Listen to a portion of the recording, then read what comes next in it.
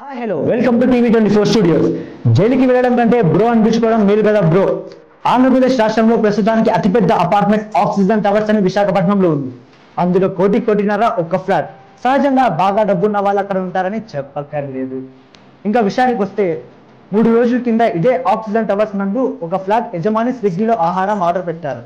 Order పెట్టిన delivery అబ్బాయి flat యజమానిని వేరేనా బ్రో ఫుడ్ ఆర్డర్ పెట్టిందని అడిగాడు. అంతే.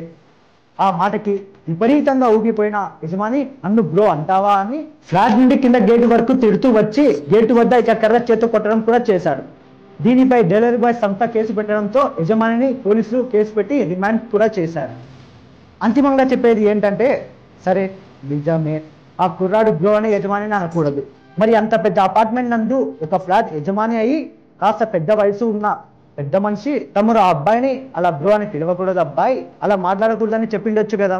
అప్పుడు మీ పెద్దరికం హోదా విలువ పెరిగేది. ఆ కుర్రాడికి తెలిసి ఉండేది కదా, హోదా డబ్బు గర్వం అనేది ఈ యజమానిని జైలు పాలు చేశాయి. మరి బ్రో అన్న పదంకి ఇంత కోపం వచ్చి ఆ అబ్బాయిని కొట్టి మీ ఈగో సాటిస్ఫై చేసుకున్నారు.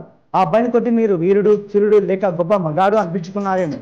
మరి నేను జైల్లో 3 నెలలు ఉండాలి కదా. ఇప్పుడు ఇదంతా మీ పరువు, వీరత్వం, మగతనం, హోదా, డబ్బు, అహంకారం, గర్వం తలకెక్కితే ఏదో ఒక రోజు దాని ఫలితం ఇలాగే ఉంటుందని తెలుసుకోండి బ్రో.